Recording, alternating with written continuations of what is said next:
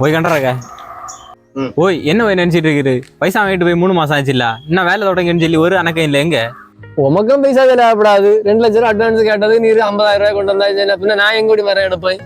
நீர் குட்டத்துக்குள்ள இருக்க உங்களுக்கு இளவே கூடாது. நான் ஒருத்தன் கேட்டிருக்கேன், பாப்பா ரெடி ஆச்சுன்னா தொடங்கும். பொறுக்க மட்டும் தான் பொறுப்பேன், அடுத்த கொப்பனா பொறுப்பான்னு போல உள்ள கதை ஆயிடக்கூடாது. இவன் வேலை தொடங்க சவுண்டம் போட்டுட்டு போறான். இவன் கொஞ்சம் பழைய மரங்க கிடச்சா தொடங்கிடலான்னு அதுக்கும் வாய்ப்பு இல்லாம இருக்கு. அது ஒன்றும் இல்லைண்ணா, கொஞ்சம் நாளத்தே பிறகு ஒரு வேலை வந்து கேட்டியாளா, அதுதான் செய்திடலான்னு பார்த்தாச்சுன்னா மற்ற மரங்கள் ஒன்றும் செட் ஆகவே இல்லை. குறைஞ்ச பிறகு ஏதாச்சும் மரம் கிடச்சா நமக்கு 4 பைசா பார்க்கணும் இல்லையா? அதான் குறைஞ்ச மரம் எதுன்னு செட் ஆகுன்னு பார்த்தா ஒன்றும் செட் ஆகவே இல்லை. மரமா இல்லை, மரம் இல்லைன்னா குறைஞ்ச மரம்னா நம்ம வீட்டில் 2 மரம் நிற்குது. பார்க்குது என்ன பாரு, இவ்வளோ ரூபாய் கையில் தரணும் நேமா பேசி. அப்படியாண்ணா மரம் நிற்குதா? கொள்ளாமா எப்படி? உமா பட்ஜெட்டு கணக்காக இருக்கும் போய் வேணுமா வேண்டாமா? சம்பவம் நம்ம சிம்பிளாக முடியணும்.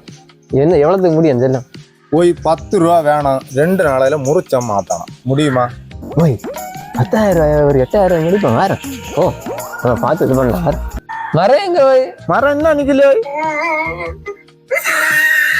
மரம் போய் 8,000 ரூபாய் இந்த மரம் கட்டுப்படி ஆகலைன்னா 4,000 ரூபாய் தந்தா ரூபாய் அந்த மரத்தை எடுத்து.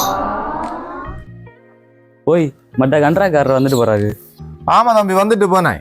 வாங்கின பைசா நியாயமா வேலை செய்யண்டாமா, உள்ளது அவளும் கொத்தோட கொலையோட கொண்டு போனான். அதுதான் பப்பையும் வாழையும் காட்டி கொடுத்தேன்.